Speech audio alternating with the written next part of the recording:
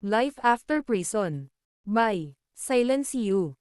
Kabanata 1151 hanggang 1160. Kinabukasan, nagising si Sheila na pagod. Sobrang sakit din ng katawan niya. Napatingin siya kay Severin na natutulog sa tabi niya at walang magawa. Masyado kang malakas kaya pinapagod mo ako sa bawat oras. Kailangan kong mag-training ng husto para maging profound master ako kaagad. Pagkatapos noon, tumayo si Sheila at naghugas ng mukha. Nagpalit siya ng damit at naupo nang nakakross ang mga paa para magsimulang mag-training. Ilang sandali pa ay nakatulog na si Severin. Nang magising siya, nalaman niyang nagtra-training pala si Sheila. Madalas ay naglalaro siya sa labas at mas gusto niyang lumabas. Sheila, nagsasanay ka talaga. Hindi ikaw yan. Ngumiti si Severin. Muling pumasok sa isip niya ang sexing katawan ni Sheila. Naisip niya, ang babaeng ito ay talagang kaakit-akit. Nang matapos si Sheila sa kanyang pagsasanay, binigyan niya si Severin ng masamang tingin. Ano ang ibig sabihin kapag sinabi mong hindi ako iyon? Sinabi mo iyon na para bang hindi ako mahilig magsanay. Level 8 Grandmaster na ako at hindi pa ako masyadong malayo sa pag-abot sa level 9. Kapag naging level 1 Profound Master na ako, dapat bigyan mo ako ng spiritual herbs para makatulong sa training ko. Tumango si Severin. Huwag kang mag-alala. Hindi ko makakalimutan iyon. Nakagawa na ako ng ilang first grade low rank at medium rank na alchemical pills kagabi. Bagay sila sa inyo ni Diane. Honey, ikaw ang pinakamahusay. Natuwa si Sheila. Tumakbo siya, tumalon kay Severin, pinulupot ang kanyang mga binti sa baywang nito, at hinalikan siya. Mahal na mahal kita. Ha ha ha. Buti na lang alam mo yon. Tumawa si Severin. Pagtalikod niya, nahulog siya sa kama at nasa ilalim niya si Sheila. May mali. Nagpanik si Sheila. Hindi. Madaling araw na. Pakiusap huwag mong sabihin gusto mo. Oo, masyado kang cute para pigilan. Ngumiti ng masama si Severin at hinalikan si Sheila. Pareho silang hindi nagpakita hanggang sa malapit na maghapon. Pakiramdam ni Sheila ay hindi na nakaimik. Ngayon ay naunawaan na niya kung bakit sinabi ni Diane sa kanya na masaya siyang matutulungan siya ni Sheila na alisin ang ilang pasanin sa kanya. Noong una, hindi niya maintindihan kung bakit. Nalaman niyang napakahirap at nakakapagod para kay Diane na harapin si Severin ng mag-isa dahil napapagod siya matapos ang ilang araw na paglalakbay kasama si Severin. Paglabas nila ng villa, tanong ni Sheila na nasa isip niya. Severin, bakit pakiramdam ko may gusto sa'yo si Yuka? Nararamdaman mo ba yon? Hindi nakaimik si Severin. Kumunat ang noo niya. Hindi maaari iyon. Ilang araw lang kaming magkakilala at hindi kami masyadong nag-uusap. Umiling si Sheila. Hindi. Iba ang pagtingin niya sa iyo. 2 beses mo siyang niligtas noong nasa panganib siya. At napakagwapo mo at kahanga-hanga. Hindi maraming babae ang makakalaban sa alindog mo. Hindi alam ni Severin ang sasabihin. Ano ba ang tumatakbo sa isip mo? Bakit mo naiisip ang mga ito? Marami na siyang nakita at niligawan na iba't ibang lalaki. Sa tingin mo ba ay mahuhulog ang loob niya sa isang tao ng ganoon kadali? O, sa tingin mo, ginawa niya ang mga iyon para sa bulwagan. Hindi pa siya nakipagrelasyon noon. Kung sa tingin mo ay ganoon talaga siyang klaseng babae, sa tingin mo kaya pa ba niyang ipagpatuloy ang pagiging virgin? Kaya, sa tingin ko siya ay talagang isang napakabuting babae. Mula sa paraan ng pagtingin niya rito, sigurado akong may nararamdaman siya sa'yo. Sa tingin mo ba hindi madaling mai-inlove ang isang babae sa isang lalaki dahil lang sa ilang beses lang silang nagkita? Love at first sight ako nung nakita kita. Walang logic pagdating sa pag-ibig. Kumpiyansa na sabi ni Sheila. Stop talking about this nonsense. Subordinate ko siya at boss niya ako. Ayokong lumikha ng hindi pagkakaunawaan. Umubo ng 2 beses si Severin para matakpan ang kanyang kahihiyan. Gayunpaman, isang imahe ni Yuka na mukhang nahihiya ang lumitaw sa kanyang isipan.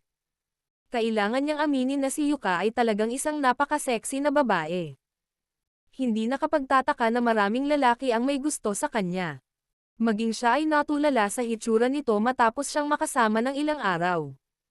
Minsan, Mawawala rin siya sa panaginip kapag naiisip niya ang ngiti nito at ang mahiyaing mukha nito. Seryoso ka bang nagmamalasakit dyan? Sa tingin ko hanggat gusto mo siya, gugusto ka rin niya, at kapag nagkatugma ang iyong mga personalidad, ganun na. Sabi ni Sheila. Sheila, anong problema mo ngayon? Bakit ang hilig mo ngayon dito? Sinusubukan mo bang maging tagapagkasundo? Sabi ni Severin, nakatingin sa kanya na may kakaibang ekspresyon. Nagkibit-balikat si Sheila. Kung ganoon din ang nararamdaman mo, sa tingin ko ay ayos lang. Sigurado akong magiging maayos kung tatanungin ko si Yuka. Kahit sinong babae ay madaling mahuhulog sa iyo pagkatapos kung gaano ka ka-charming kahapon. Hindi alam ni Severin kung dapat ba siyang matuwa o malungkot sa komantong iyon. Sabay kumatok sa ulo ni Sheila. Ikaw na tandang babae. Iniisip ko kung ano ang tumatakbo sa utak mo. Ilang araw na lang mula nang maging pangalawang asawa kita at eto ka na, sinusubukan na humanap ng pangatlong asawa para sa akin. Napangiti si Sheila. Iyan ay dahil ikaw ay masyadong makapangyarihan. Kailangan kong maghanap para sa iyo ng iba pang mga asawa para matanggal ang ilan sa aming mga pasanin. Biglang nagring ang phone ni Severin. Ha? Halos wala tumatawag sa iyo simula noon. Sino ito? Galing ba kay Dayan? Nami-miss ka ba niya?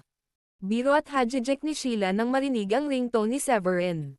Noong una, akala rin ni Severin ay si Dayan ang tumatawag sa kanya. Habang nilalabas niya yung phone niya, sabi niya. Oo nga pala.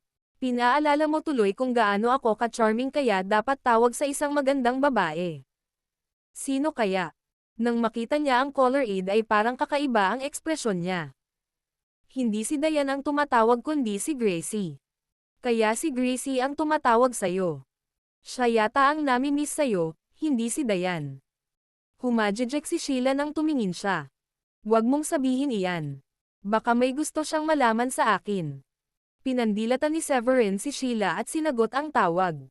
Miss Gracie, ilan ba ang naitulong ko sa iyo? Supreme Leader. May hatid ako sa iyo ng magandang balita. May balita ako tungkol sa Gallas Hall. Humajijek si Yuka sa telepono. Hahaha. Ang galing. Ito ay talagang isang piraso ng magandang balita. Dinaig mo na naman ang sarili mo, Gracie. Tumawa ng malakas si Severin matapos matanggap ang magandang balita. Sinabi ni Gracie. Hindi ako sa pagkakataong ito. Ang mga miyembro ng Moss Hall ang nakaalam. Sinabi nila sa akin at tinawagan kita. Nakikita ko. Kahit sino pa ang nakahanap nito, lahat kayo ay mahusay. Sa totoo lang, sobrang nasasabik si Severin. Sa totoo lang, higit akong nag-aalala tungkol sa Gallas Hall. Bakit? Kumunat ang noo ni Gracie at curious na tanong. Napangisi si Severin. Dahil sa pangalan. Isipin mo na lang kapag sinabi mo sa ibang tao na miyembro ka ng Gallas Hall. Napakasama nito. Hindi ko akalain na hindi ako makatiis at umaasa akong mapapalitan ko ang pangalan. Tumanggo si Gracie.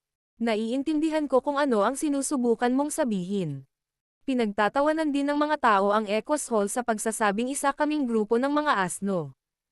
Pero mas maganda kami kung ikukumpara mo ito sa Gallas Hall at Sus Hall.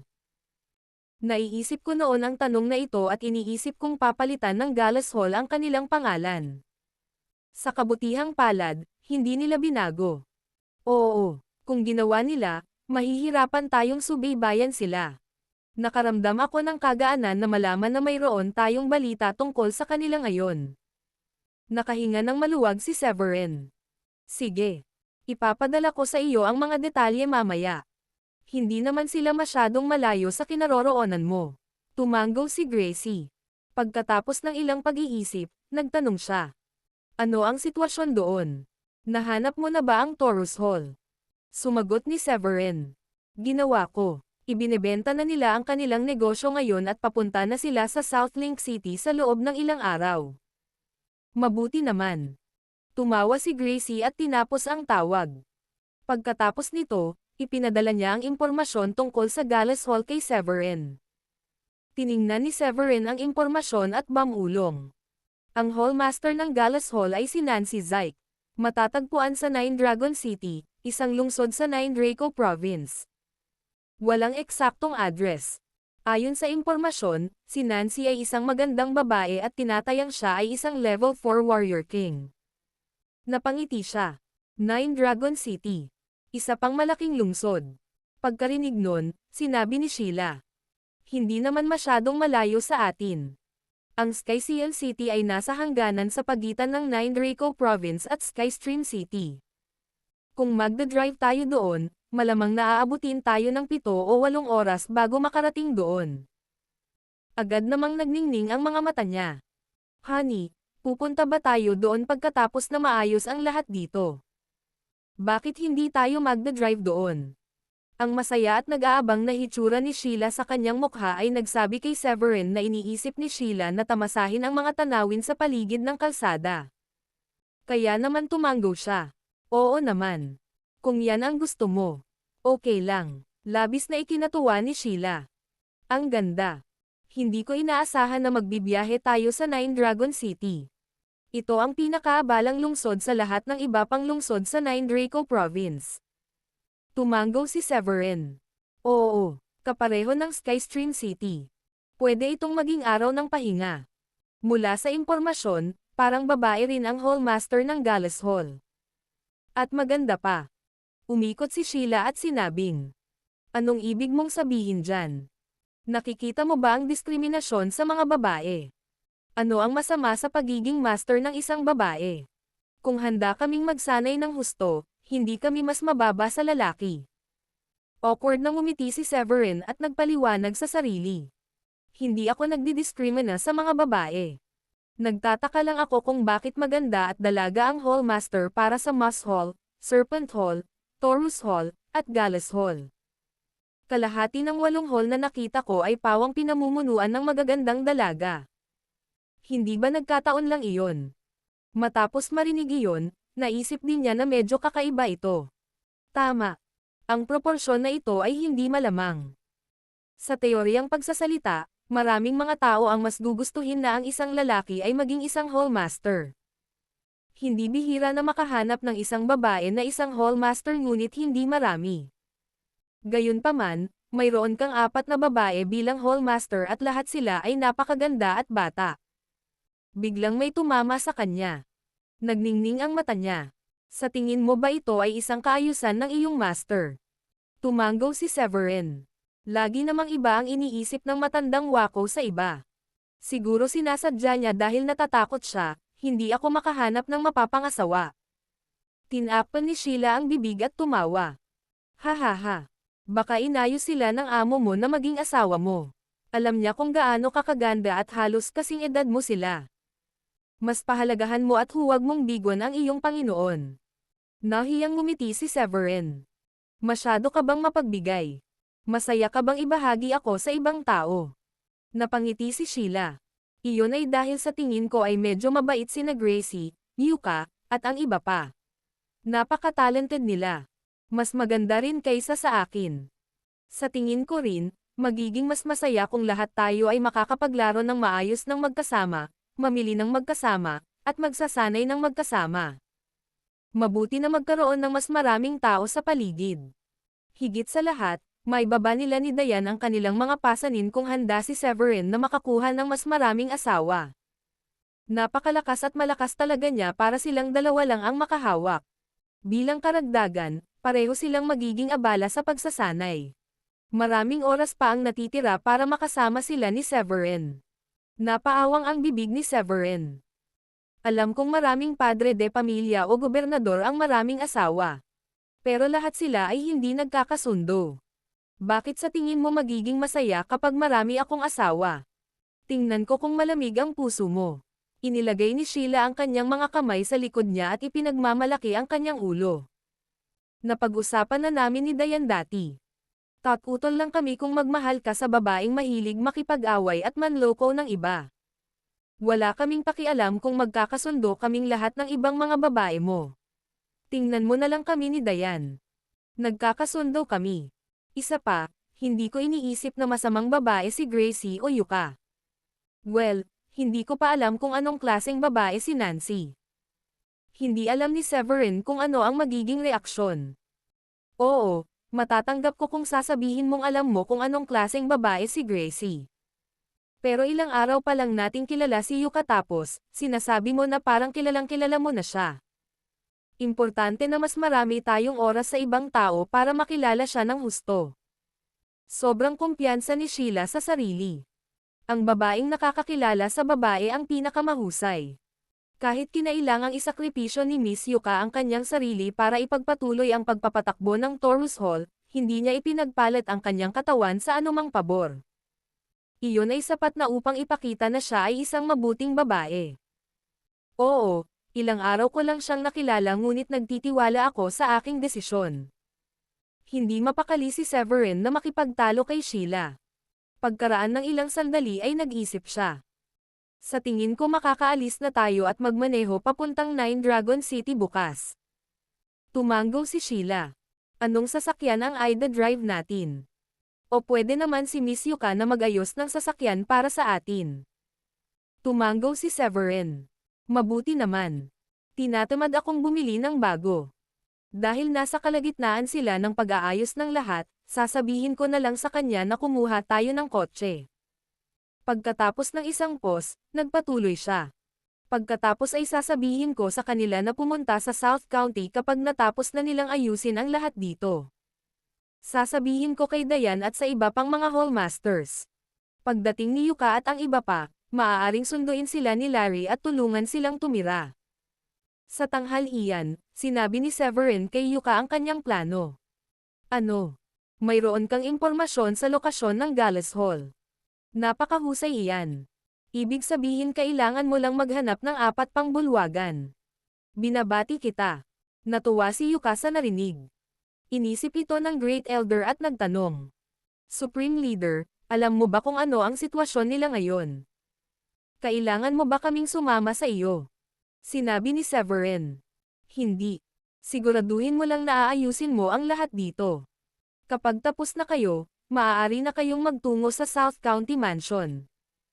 Kukontaken ko ang aking pamilya at ang iba pang mga hallmasters. Nandoon sila para ayusin ang lahat at tulungan kayong tumira. Salamat, Supreme Leader. Sabi ng Great Elder. Tumingin si Severin kay Yuka at sinabing, Yuka, pwede ka bang maghanda ng sasakyan para sa amin? Hindi naman masyadong malayo sa kanya ang Nine Dragon City. Kaya napagpasyahan namin ni Sheila na magmaneho doon bukas ng umaga. Tumanggo si Yuka. Walang problema. Maaari kang pumili ng anumang mga kotse mula sa garahe. Kinabukasan, dinala ni Yuka sina Severin at Sheila sa garahe. Maraming sasakyan ang nakaparada sa loob. Mula sa mga super luxury na kotse hanggang sa mga karaniwang sasakyan tulad ng Audi A4. Tumingin si Severin sa Audi A4 at sinabing, Sheila, sa tingin ko dapat tayong maging low profile. Dapat itong magagawa ng Audi A4 na ito. At saka, hindi na natin Ida Drive pabalik sa South County. Masyadong malayo. Tumanggo si Sheila. Wala akong problema dito. Napangiti si Yuka. Pagkatapos ay hinanap niya ang susi para ipasa ito kay Severin. Supreme Leader, sa tingin ko ay dapat na kaming umalis bukas papunta ng South Link City. Hihintayin ka namin doon. Tumanggo si Severin. Sige. Pwede tayong magdiwang ng magkasama kapag nahanap ko na si Nancy at ibalik din siya sa South Link City. Okay. Hihintayin kita. Ang paraan ng pagngiti ni Yuka ay kaakit-akit at nakakaakit. Ilang sandali, umalis sina Severin at Sheila patungong Nine Dragon City. Hahaha. Ang saya-saya nito. Ang tagal ko nang hindi nagmaneho. Bigla akong nakaramdam ng relaxing at komportableng magmaneho sa kalsada at makinig ng musika. Pagkaraan ng ilang saglit sa pagmamaneho, mas nasasabik si Sheila. Siya ang nagpilit na maging driver. Bilang pasahero, walang magawa si Severin kaya inilabas niya ang kanyang sigarilyo at nagsimulang manigarilyo. Napakaganda ng view. Naging abala ako sa pagsasanay at paggawa ng mga alchemical na table tasks sa nakalipas na ilang buwan. Ito ay isang magandang pagkakataon para sa akin na mag-relax at mag-enjoy paminsan-minsan. Nakaka-relax akong tingnan ang view ngayon. Matapos magmaneho ng mahigit 4 na oras, nagmaneho sila papunta sa isang maliit na bayan. Ito ay isang bayan malapit sa isang lambak. May nakita akong restaurant doon. Magpahinga muna tayo at mananghalian. Malamang makakarating tayo sa Nine Dragon Province bago sumapit ang gabi. Napangiti si Sheila nang makita ang restaurant. Tumanggaw si Severin. Pagkatapos nito, sinubukan niyang maramdaman ang antas ng espiritual na enerhiya sa hangin. Wow! Ang antas ng espiritual na enerhiya sa hangin dito ay napakayaman. Ito ay isang magandang lugar upang magsanay. Talaga. Sa tingin mo ba may nakatagong pamilya na may natamong tagumpay dito? Matapos maramdaman ang espiritual na enerhiya sa hangin, nagtanong si Sheila. Umiling si Severin. Oo, ang espiritual na enerhiya ay medyo mayaman ngunit ang mga nakatagong pamilya na iyon ay karaniwang may sariling diskarte sa pagkamit at karamihan sa kanilang mga miyembro ay may pagkamit. Ang antas ng espiritual na enerhiya sa bayang ito ay hindi sapat para sa kanila dahil ang saklaw ay napakaliit. Higit sa lahat, walang angkop na kagubatan sa paligid dito upang manghuli ng kayamanan. Tumanggaw si Sheila matapos marinig ang paliwanag. Nakikita ko. Kaya sinasabi mo na ang mga nakatagong pamilya ay mas gugustuhin na manatili sa isang lugar na may masaganang espiritual na enerhiya sa hangin at sa isang lugar na may kagubatan. Tumanggaw si Severin. Oo, mas mainam na isang kagubatan na may mga espiritual na halamang gamot na maaaring tumagal sa kanila ng mahabang panahon. Kaya, masisiguro nila ang mahabang kaunlaran ng kinabukasan ng kanilang pamilya. Hihihi. Nakikita ko. Nagtataka ako kung bakit hindi tayo madalas makakita ng mga miyembro ng mga nakatagong pamilya at sekta. Lumalabas sa mundong mundo. Nakuha ko na ang sagot ko. Sa wakas, naintindihan din ito ni Sheila. Nagpatuloy sila sa pag-uusap habang naglalakad papunta sa restaurant. Ipinakita sila ng waitress sa kanilang mesa sa ikalawang palapag. Magandang araw. Ano ang gusto mong i-order ngayon? Nag-aalok ang restaurant ng sariwang halimaw na karne ngayon. Ang pinakamahusay na paraan ng pagluluto nito ay ang paggawa ng sopas mula dito. Gusto mo bang subukan ito? Nang nasa mesa na sina Severin at Sheila, tumayo ang waitress at nagrekomenda ng mga ulam ng restaurant. Nakasuot siya ng uniforme na ganap na sumasalamin sa kanyang sexy curve. Sa kamay niya, may dala siyang menu. Naintriga si Sheila sa ideya ng pagkain ng sariwang karne ng halimaw. Nagningning ang mata niya. Oh, talaga. Kung ganon, gusto namin magkaroon yan. Dapat sapat na iyon para sa aming dalawa. Walang problema. Mayroon kaming ilang lasa ng sopas na mapagpipilian. Mangyaring pumili ng isa. Hinintay ng waitress si Sheila na matiag ang maupo bago ipasa ang menu kay Sheila. Tumingin si Sheila sa menu, pumili ng flavor, at ibinalik ang menu sa waitress. Magalang na ngumiti ang waitress at nagtanong. Gusto mo bang mag-order ng anumang alak o inumin? Matapos mag-isip, sumagot si Sheila. Oh, kung gayon gusto naming magkaroon ng isang bote ng red wine. Kahit anong bote ng red wine. Mukhang natigilan ang waitress pero tumagal lang iyon ng ilang segundo. Maya-maya, mabilis niyang ibinalik sa kanyang mukha ang propesyonal na ngiti. Tumatanggap lang kami ng espiritual na bato bilang bayad dahil nag-order ka ng sariwang halimaw na sopas. Ang isang bote ng red wine ay hindi masyadong mahal ngunit nagkakahalaga din ito ng isa o dalawang mababang uri ng espiritual na bato. Ang premium na red wine ay may presyo sa 10 mababang uri ng espiritual na bato. Naisip niya na mas mabuting ipaalam ng mas maaga ang presyo kung sakaling magreklamo ang customer tungkol sa presyo mamaya. Ngumiti si Severin, pinitik ang kanyang kamay para kumuha ng isang medium grade na espiritual na bato, at inihagis ito sa waitress. Sapat na ito para mabayaran ang bill. Sinalo ng waitress ang bato at ngumiti. Oo, ito ay higit pa sa sapat. Ngumiti si Severin. Itago ang sobra. Natuwa ang waitress sa narinig at mabilis na pinagsalikop ang kanyang kamay para ipahayag ang kanyang pasasalamat. Salamat, sir. Kukunin ko agad ito. Samantala, sa kabilang sulok ng restaurant, may 3 lalaki na magkakasamang nakaupo sa isang table. Nanatili silang nakatingin sa kinauupuan nina Severin at Sheila. Sila ang kilalang 3 malalapit na kaibigan ng Southtown. Ang kanilang mga pamilya ay kapansin-pansin at makapangyarihang mga pamilya sa Southtown. Ang mga mamamayan ng Southtown ay susubukan na iwasang makilala sila sa lahat ng dahilan dahil kilala nilang binyo-bully ang sinumang gusto nila at walang maglalakas loob na parusahan sila para sa lahat ng mga krimen na kanilang ginawa. Si Jamil ay isang chubby na lalaki. Mahilig magsuot ng puting sando si Marcel. Mas maitim ang kulay ng balat ni Leroy. Nanlaki ang mata ni Jamil nang makita si Sheila. Napakaganda ng chicks na iyon. Tingnan ang kanyang mahahabang patas na mga binti. Hindi ko maiwasang mapatingin dito. Mabilis na tumingin si Marcel at lumunok. Ang katawan na iyon. Ang perpektong katawan ng Orosa. Hindi ko matandaan na nakita ko siya sa bayan noon. Katulad ng dalawa, tumingin din si Leroy. Pagkatapos noon, binigyan niya ng tingin ang dalawa pa. Hindi ko pa sila nakita sa bayan. Dito lang yata sila huminto para magpahinga. Dahil pareho kaming gusto ng babae, bakit hindi namin maghanap ng pagkakataon at agawin ang babaeng iyon? Noon pa man ay inaakala ni Jamil na malakas siyang tao dahil level 1 warrior king siya sa kanyang edad. Ngumiti siya ng masama at sinabing, bagay talaga siya. Leroy, tama ka. Nakakahiya kung palalampasan natin ang pagkakataon. Ayokong lumingon at magsisi sa hinaharap. Pagkatapos noon, tumingin si Leroy kay Marcel at nagtanong. Ano sa tingin mo? Humalaklak si Marcel.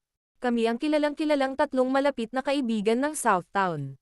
Sa tingin mo ba ay papalampasan ko ito? Dahil nilalampasan lang nila ang bayan, isa lang ang daan na dadaanan nila mamaya. Ituloy na natin ang pag-inom at kailangan lang nating makarating sa Yoland Valley bago sila makarating. Halos walang tao doon. Maaari nating patayin ang lalaki at kaladkarin ang babae sa kagubatan mamaya. Hahaha. Marcel, nasa iyo na ang lahat ng plano. Iyon ang gagawin natin. Malabong malaman ng tatay ko ang ganoong paraan. Ayokong magalit siya sa akin. Tunay ngang magandang lugar ang Yoland Valley at 5 milya ang layo nito sa bayan. Walang makakakita sa gagawin natin. Tumawa ng malakas si Leroy. Nagpatuloy ang pag-inom nilang tatlo hanggang sa nakita nilang nagsimulang kumain sina Severin at Sheila. Hiningi nila ang kanilang bill at agad na umalis. Wow, ang sarap ng sopas. Mabango, at lasa ng umami. Mukha namang kontento at masaya si Sheila matapos uminom ng isang katsarang sabaw. Natuwa si Severin nang makitang nasasarapan si Sheila sa sabaw. Ang iniisip mo lang ay pagkain. Mahilig ka talagang kumain. Napangiti si Sheila. Ano bang masama sa pagiging foodie? Gusto kong kumain ng kahit anong pagkain na gusto ko. Higit sa lahat, napanatili ko ang timbang ng katawan ko kahit gaano pa karami ang pagkain na kinakain ko. Alam mo ba kung gaano karaming mga babae ang gustong magkaroon yan? Sabi ni Severin. Huwag kang mag-alala. I enjoy mo lang lahat ng pagkain na gusto mo. May alam akong recipe para gumawa ng alchemical pill para mabawasan ang timbang mo sa katawan at hindi mo kailangang mag-alala tataba ka ulit kapag huminto ka sa pagkain ng alchemical pill. Ano? Alam mo ba talaga kung paano gawin ang alchemical pill na iyon? Ang mundong ito ay puno ng kababalaghan. Nanlaki ang mga mata ni Sheila na para bang isang bagong mundo ang kanyang natuklasan. Makalipas ang kalahating oras, tumayo si Sheila na sobrang kontento sa pagunat ng kanyang likod. Sobrang sarap. Buti na lang at napagdesisyonan nating huminto dito para mananghalian at buti na lang at hindi kami lumipad doon. Kung hindi, hindi kami makakainom ng sopas na ito. Ngumiti si Severin. Sige. Magayos tayo ng barbecue kapag libre ako. Mas masarap pa ang mga karneng iyon kaysa dito. Hindi siya pinaniwalaan ni Sheila. Nagbibiro ka. Hindi ko alam na magaling ka sa barbecue. Itong halimaw na sopas ang pinakamasarap na pagkain na nakain ko. Hindi ako naniniwalang mas makakagawa ka ng mas masarap na karne ng halimaw kaysa sa sopas na ito. Iyon ay dahil hindi mo pa nasusubukan ito dati. Tara na, foodie. Gabi na. Baka hindi tayo makarating sa Nine Dragon City bago magdilim ang langit kung mabagal ka sa pagmamaneho mamaya. Hinawakan ni Severin ang kamay ni Sheila at naglakad pababa. Ilang sandali pa ay nakarating na sila sa kanilang sasakyan at nagpatuloy sa kanilang road trip. Makalipas ang ilang sandali, narating nila ang Yolan Valley. Mag-ingat ka, paalala ni Severin. Dalawang malalaking bato ang bumagsak mula sa bangin sa itaas nila at hinaranggan ang daan sa unahan nila. Hindi naman. Gaano kadalas mong nakikita ang dalawang batong nahuhulog mula sa itaas? Bumaba ng sasakyan si Sheila para tignan. Bumaba din si Severin sa sasakyan at tumawa. Hindi ito nagkataon. Paano nahuhulog ang dalawang bato kung napakaganda ng panahon? Kumunat ang noo ni Sheila. Sinasabi mo bang may gumawa nito ng kusa? Tumanggaw si Severin. Sabay-sabay na lumipad ang tatlong tao at lumapag sa harapan nila. Narito na kayo sa wakas. Nagsisimula na kaming mag-isip kung dadaan ba kayong dalawa sa lugar na ito o hindi. Sabi ni Leroy habang nakatingin kina Severin at Sheila. Samantala, walang pakialam si Jamil na naroon si Severin at hayagang pinagmasdan ang katawan ni Sheila gamit ang kanyang mga mata. Ang iyong cute na mukha at ang napakarilag na katawan ay bagay na bagay. Hindi ako makapaghintay na hawakan ang iyong mukha at katawan. Napakunot ang noo ni Sheila nang marinig iyon. Kaya inaakala ko na hindi kayo nandito para pagnakawan kami. Nang makita niya ang mga ito na lumilipad, akala niya ay pagnanakawan sila. Pero, parang nagkamali siya. Ngumiti ng masama si Leroy. Hindi. Nandito kami para pagnakawan ka pero hindi ang pera mo.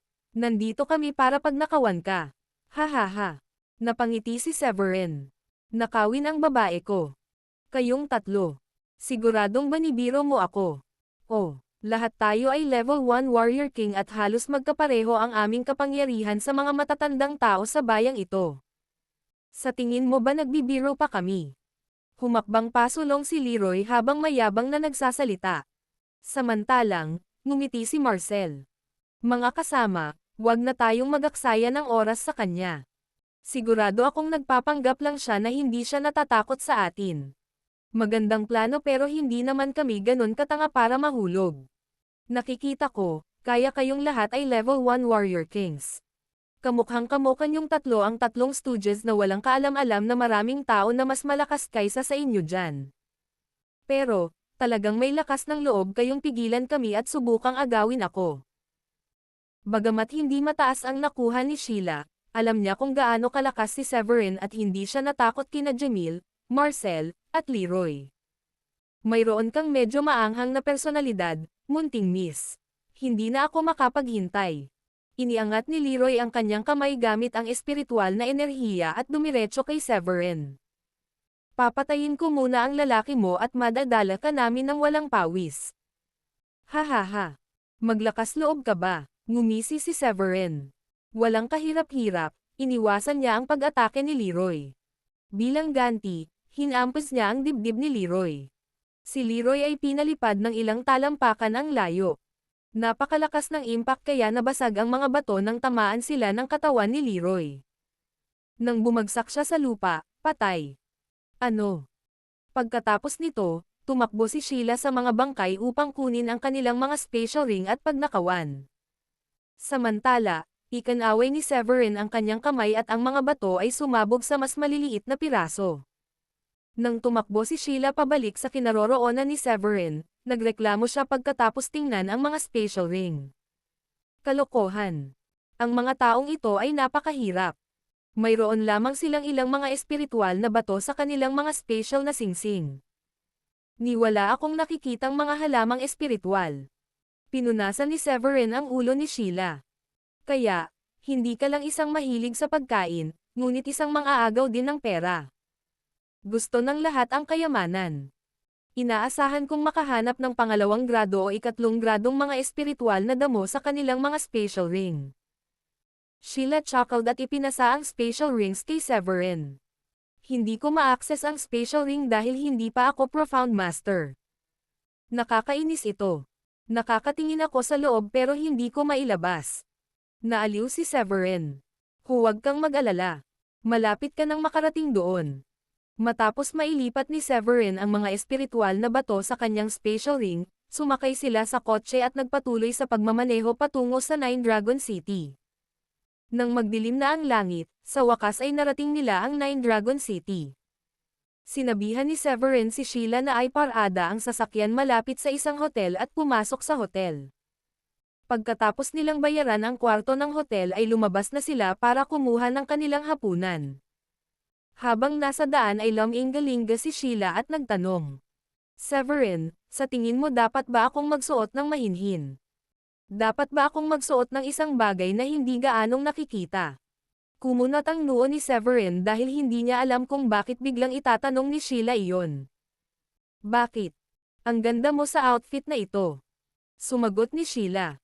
Oo, alam kong maganda ako sa suot kong ito. Pero maraming lalaki ang patuloy na tumitingin sa akin. Ayokong makaakit ng maraming atensyon at magdulot ng gulo sa iyo. Hindi alam ni Severin kung ano ang magiging reaksyon. Hindi mo naman sinasadya. At saka, proud ako na napakaganda ng asawa ko at hindi naman masyadong revealing ang iyong suot. Hindi mo kasalanan kung may mga lalaking magtangkang tumingin at lumapit sa iyo. Ibaba ko na lang sila kapag nangyari iyon. Yung mga lalaking iyon, deserve pa rin ang parusahan. Naantig nito ang puso ni Sheila. Kinagat niya ang kanyang mga labi. Okay. Basta wag mong isipin na mas lalo pa kitang pinahihirapan. Pinulupot ni Severin ang braso sa baywang ni Sheila at sinabing, hayaan mo na silang magselos sa akin. Ibig sabihin lang ay sobrang ganda mo at iyon ang nagpapasaya sa akin. Kahit na hindi masyadong revealing ang suot mo, mapapansin mo rin dahil ang ganda-ganda mo. Hindi naman kasi pwede magsuot ng maskara para matakpan ang mukha mo tuwing lalabas ka. Gumaan ito sa mood ni Sheila. Masaya silang nagpatuloy sa pakikipagkwentuhan at nagpas siyang kumain sa isang medyo magarbong restaurant. Oh my God! Ang mahal ng pagkain dito. Tingnan mo ang presyo. Reklamo ni Sheila pagkatapos tingnan ang menu. Ito ay hindi dahil hindi nila ito kayang bayaran. Ang interior design ng restaurant ay hindi nakapag-isip kay Sheila. Isa itong high-class na restaurant kaya naisip ni Sheila na isa lang itong normal na restaurant na pampamilya. Walang alinlangan, nagkamali si Sheila. Hindi ito isang lugar kung saan pipiliin ng mga normal na tao na kumain. Narinig ng waitress ang reklamo at nakangiting nagpaliwanag. Miss, kilala tayo sa presyo natin. Pero marami pa tayong kainan. Alam mo ba kung bakit? Napakasarap kasi ng pagkain natin. Kaya naman mas mataas ang presyo natin sa menu. Oh, talaga. Wala akong pakialam basta masarap ang pagkain. Dinilaan ni Sheila ang kanyang labi. Nagniningning din ang mga mata niya.